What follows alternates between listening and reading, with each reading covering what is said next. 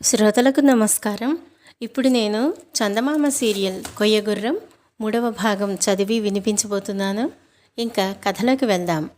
ఇక్కడ రాజుగారు ఈ ప్రకారంగా తన కుమార్తెకు పెళ్లి ప్రయత్నాలు చేస్తూ ఉంటే అక్కడ తన ప్రియురాలి కోసం ఎదురు చూస్తున్న రాజకుమారుడు ఏం చేస్తున్నాడు?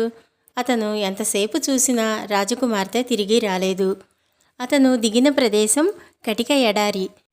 కనుచూపు మేర దాకా ఇసుక దిబ్బలు తప్ప ఒక చెట్టు కానీ చేమ కానీ ఆఖరకు గరిక కానీ లేదు.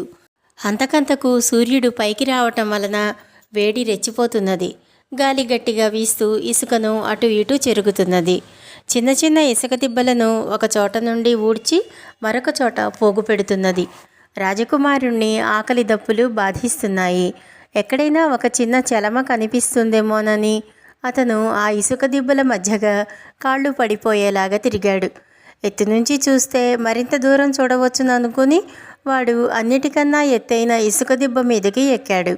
అడుగు తీసి అడుగు పెట్టినప్పుడల్లా మోకాలు దాకా ఇసుకలో దిగబడిపోతూ ఉండటం చేత ఎక్కటం మహాప్రయాస అయ్యింది.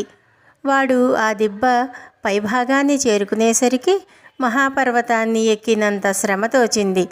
వాడు దిబ్బ పైభాగాన్ని చేరుకుని చుట్టూ కలయి చూసేటందుకు తల ఎత్తాడో లేదో అంతలోనే కాళ్ల కింద ఇసుక కరిగిపోతున్నట్లయింది. వాడు అగాధంలోకి దిగబడిపోతున్నట్టయింది. వాడు కొంత దూరం అలా జారి చివరకు ఎలాగో కాలు నిలదొక్కుకోగలిగాడు. అప్పుడు తల ఎత్తి చూసేసరికి వాడికి ఒక దివ్యమైన పళ్ళ చెట్ల తోపు కనిపించింది. అక్కడ ఉన్నవన్నీ పళ్ళ చెట్లే. ప్రతి చెట్టు నవనవలాడుతున్నది.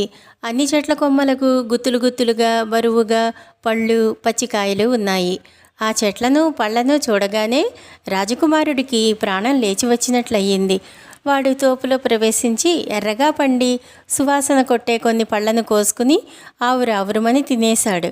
ఆ పళ్ళు మహారుచిగా ఉన్నాయి. వాటిని తింటూ ఉంటే రాజకుమారుడి ఆకలి దప్పి కూడా తీరిపోయాయి. అలా వాడు ఎర్రపళ్లతో కడుపు నించుకునేసరికి నిద్ర వచ్చింది. వాడు చల్లని నీడలో ఒక చెట్టు బోదె నానుకుని సుఖనిద్రలో మునిగిపోయాడు. వాడు కొంతసేపటికి నిద్ర మేలుకుని చేతులతో ముఖం నిమురుకునేసరికి చేతికి పెద్ద బవిరిగడ్డం తగిలింది. వాడు నిర్ఘాంతపోయాడు. ఏమి జరిగినది వాడికి అర్థం కాలేదు. వాడికి ఏనాడు గడ్డం లేదు. ఈ విషయమే ఆలోచిస్తూ ఆశ్చర్యపోతూ ఉంటే వాడికి మళ్ళీ ఆకలి వేసింది. కానీ ఈసారి వాడు ఎర్రపళ్ళ జోలికి పోలేదు. వాటిని చూస్తే వాడికి అనుమానం కలిగింది. అందుచేత వాడు ఈసారి పచ్చపళ్ళ చెట్లను సమీపించి కొమ్మలు వంచి గుత్తులు గుత్తులుగా వేళ్లాడే ఆ పళ్ళలో బాగా పండి సువాసనలు వెదజల్లుతున్న పళ్ళను కోసి కడుపు నిండా తినేశాడు. ఈ పళ్ళు ఎర్రపళ్ళ కన్నా రుచిగాను రసం గలవిగాను తోచాయి. అందుచేత వాడు ఆ పళ్లను ఎక్కి తొక్కినట్లుగా తిని మళ్ళీ చెట్టుకు చేరగలిబడి నిద్రపోయాడు. మళ్ళీ వాడికి నిద్ర మెలకువ వచ్చేసరికి సూర్యాస్తమానమయ్యి చీకటి పడబోతున్నది. వాడు బద్ధకంగా ఒళ్ళు విరుచుకోవటంలో తల చెట్టు బోదెకు కొట్టుకున్నది. ఆ తల మామూలు కన్నా ఎక్కువ బరువుగా ఉన్నట్లు కూడా వాడికి అనిపించింది. తల తడిమి చూసుకోవటంలో వాడి చేతికి 2 లావుపాటి కొమ్ములు తగిలాయి. దీనికి తోడు వాడి గడ్డం మూరెడు ప్రమాణం పెరిగి తెల్లగా నెరిసిపోయి ఉన్నది. తన ఆకారం ఎలా ఉన్నది తలుచుకుంటేనే వాడికి గుండెలు అవిసిపోయాయి. ఇదేం ప్రారబ్ధం! వెళ్ళిన రాజకుమార్తె రాలేదు. నా అవతారం ఇలా మారిపోయింది. ఒకవేళ ఆమె వచ్చిన ప్రయోజనం శూన్యం. ఈ రూపంలో ఆమె నన్ను పోల్చుకోలేదు. ఒకవేళ పోల్చుకుంటే మటుకు ఈ గడ్డంతోనూ కొమ్ములతోనూ ఉన్న నన్ను ఎలా ప్రేమిస్తుంది? నేను సమస్తము కోల్పోయాను. రాజకుమార్తెను కొయ్యగుర్రాన్ని కోల్పోయాను. నన్ను నేనే కోల్పోయాను అంటూ వాడు విలపించి విలపించి ప్రాణం సొమ్మసిల్లి మళ్ళీ నిద్రపోయాడు. ఆ నిద్రలో వాడికి ఒక కల వచ్చింది. ఆ కలలో ఒక వృద్ధుడు వాడి ఎదుట నిలబడి వాడి తల నిమురుతూ "ఎందుకు నాయనా విచారిస్తున్నావు?" అని అడిగాడు. రాజకుమారుడు వృద్ధుడికి తన గొడవ అంతా చెప్పుకున్నాడు. "విచారించకు. చెట్ల కింద రాలి ఎండిపోయిన ఎర్రపళ్ళు పచ్చపళ్ళు తిన్నావంటే నీ రూపు మళ్ళీ మారిపోతుంది. నీ గడ్డాలు మీసాలు కొమ్ములు రాలిపోతాయి. అసలు ఈ ప్రాంతం వదిలి వెళ్ళిపో బాబు. ఇది భూతాలుండే స్థలం. అవి ఇంకా నిద్ర లేవకపోవటం చేత నువ్వు బతికిపోయావు. అవి లేచే వేళ అయ్యింది" అన్నాడు వృద్ధుడు. రాజకుమారుడు ఈ మాటలకు నిర్ఘాంతపోయాడు. వాడు నిద్రలేచి కళ్ళు నులుముకుని పైకి చూస్తే నడి ఆకాశంలో చంద్రుడు ప్రకాశిస్తూ కనిపించాడు. చలిగాలి వీస్తున్నది. ఎడారి ఇసుక ఇప్పుడు కాలటం లేదు. కలలోని వృద్ధుడి సలహా ప్రకారమే వాడు చెట్ల కింద దొరికిన ఎండుకాయలను, ఎర్రవాటిని, పచ్చవాటిని ఏరుకుని తిన్నాడు. తల ముఖము తడిమి చూసుకుంటే గడ్డాలు, మీసాలు, కొమ్ములు పోయినట్లు స్పష్టమయ్యింది. తరువాత వాడు కొంత తుంగ పీకి దానితో ఒక బుట్ట అల్లుకున్నాడు. ఆ బుట్టలో ఇన్ని ఎండిన ఎర్రపళ్ళు, పచ్చపళ్ళు, పండిన ఎర్రపళ్ళు, పచ్చపళ్ళు కూడా నింపుకుని గబగబా ఆ తోపును దాటి దూరంగా బయలుదేరాడు. వాడి ఉద్దేశం తన దేశానికి పోవాలని. కానీ అది ఎటుగా ఉన్నది వాడికి తెలియదు. చేసేది లేక వాడు ముక్కుసూటిగా నడిచాడు. ఎంత దూరం వెళ్ళినా ఇసుక తప్ప మరేమీ కనపడలేదు. ఆకలి అయినప్పుడు ఎండిన పళ్ళు తింటూ, అలసిపోయినప్పుడు ఇసుకలో పడుకుంటూ 7 పగళ్ళు 7 రాత్రులు నడిచి ఎలాగైతేనేం ఒక రహదారి చేరుకున్నాడు. వాడికి ప్రాణం లేచి వచ్చినట్లయింది. వాడు రహదారి పక్కన చతికిలబడి విశ్రాంతి తీసుకున్నాడు. కొంచెం సేపటికి ఒక మనిషి ఒక కంచరగాడిదనెక్కి రహదారి వెంట వచ్చాడు. రాజకుమారుడు ఆ మనిషిని పలకరించి ఆ రహదారి ఎక్కడికి పోతుందని అడిగాడు. ఆ మనిషి చెప్పిన మాటలను బట్టి ఆ దారి తూర్పుగా పోతే తన దేశానికి పోతుందని, పడమరగా పోతే రాజకుమార్తె ఉండే నగరానికి పోతుందని తెలిసింది. రాజకుమార్తెను, కొయ్యగుర్రాన్ని పోగొట్టుకుని ఏ మొహంతో ఇంటికి వెళ్ళను, చేతనైతే వాటిని సాధిస్తాను అనుకుంటూ రాజకుమారుడు పడమర దిక్కుగా నడక సాగించాడు. వాడు కొంత దూరం వెళ్ళేసరికి ఒక పెద్ద ప్రయాణీకుల దండు గుర్రాలెక్కి వస్తూ వాణ్ణి అందుకున్నది. అందరి వద్ద ఆయుధాలున్నాయి. గుర్రాలు చక్కగా ముస్తాబు చేసి ఉన్నాయి.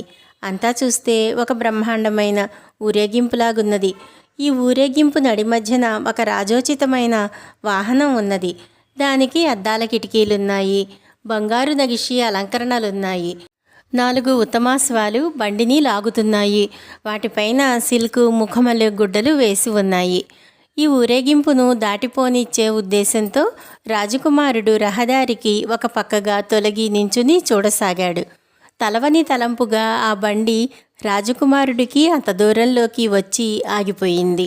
అందులో నుంచి ఒక మనిషి దిగి రాజకుమారుడి వద్దకు వచ్చి, "ఏమి అమ్ముతున్నావు?" అని అడిగాడు. "నేనేమీ అమ్మటం లేదే" అన్నాడు రాజకుమారుడు ఆశ్చర్యంతో. ఆ మనిషి రాజకుమారుడి చేతిలోని బుట్టకేసి చూపిస్తూ, "అవి ఫలాలు కావా? మా యువరాజు చాలా దూరం ప్రయాణమై వస్తున్నారు. వారికి చాలా దాహంగా ఉన్నది, ఆకలి వేస్తున్నది. దయచేసి కొన్ని పళ్ళు మాకు అమ్ము" అన్నాడు. "అవి అమ్మకానికి కాదు, నేను తినటానికి. ఈ దారి వెంట మీకు గరిక అయినా కనపడిందా? నేను చాలా దూరం వెళ్ళవలసిన వాణ్ణి. ఈ పళ్ళు మీకే అమ్మి నేనేం తినేది?" అని రాజకుమారుడు అడిగాడు. ఈ లోపల యువరాజు బండిలో నుంచి తన మనిషిని త్వరగా రమ్మని కేకపెట్టాడు. ఆ తరువాత అతను మరొక మనిషికి ఒక బంగారు కాసు ఇచ్చి, ఆ కుర్రవాడు అడిగినంత ఇచ్చి పళ్ళు పట్టుకుని త్వరగా రా అని చెప్పాడు. రాజకుమారుడు మొదట వచ్చిన వాణ్ణి, "మీరంతా ఎక్కడికి ప్రయాణం?" అని అడిగాడు. "మా యువరాజు ఫలాని నగరం రాజకుమార్తెను పెళ్లాడబోతున్నాడు" అని ఆ మనిషి సమాధానమిచ్చాడు, పడమటగా చెయ్యి చూపుతూ. రాజకుమారుడు నిర్ఘాంతపోయాడు. కానీ వాడు తన ఆశ్చర్యాన్ని కప్పిపుచ్చి మరికొన్ని వివరాలు అడిగాడు. ఆ యువరాజు పెళ్లాడబోతున్నది తన ప్రియురాలినేనని రూఢి అయ్యింది. వాడు బంగారు కాసు తీసుకుని పెద్ద పెద్దవిగా ఉన్న 2 ఎర్రపళ్ళు 2 పచ్చపళ్ళు ఏరి యువరాజు పంపిన వాడికి ఇచ్చాడు. యువరాజు వాటిని ఆత్రంగానూ సంతోషంగానూ తినేశాడు. వెంటనే అతనికి నిద్ర వచ్చేసింది. యువరాజు బండితో సహా పరివారం ముందుకు సాగిపోయారు. కొంతసేపటికి యువరాజు నిద్ర మేలుకుని కంగారుగా అరవసాగాడు. ఏం జరిగిందోనని అతని మంత్రులు పరిగెత్తుకుంటూ బండిని సమీపించారు. కానీ వారికి బండిలో యువరాజు కనిపించలేదు. 2 కొమ్ములు, 3 బారు గల తెల్లటి గడ్డము గల వింత మృగమేదో కనిపించింది. యువరాజుకు పెద్ద ప్రమాదం జరిగిందని, పళ్ళు అమ్మిన కుర్రవాడే ఇందుకు కారణం అయి ఉంటాడని ఊహించి మంత్రులు ఊరేగింపు నిలువజేసి రాజకుమారుడు వచ్చి కలుసుకోవటానికి ఎదురుచూస్తూ ఉన్నారు. కొయ్యగుర్రం కథ యొక్క కొనసాగింపు మరియు ముగింపును తరువాయి భాగంలో తెలుసుకుందాము. నమస్కారం.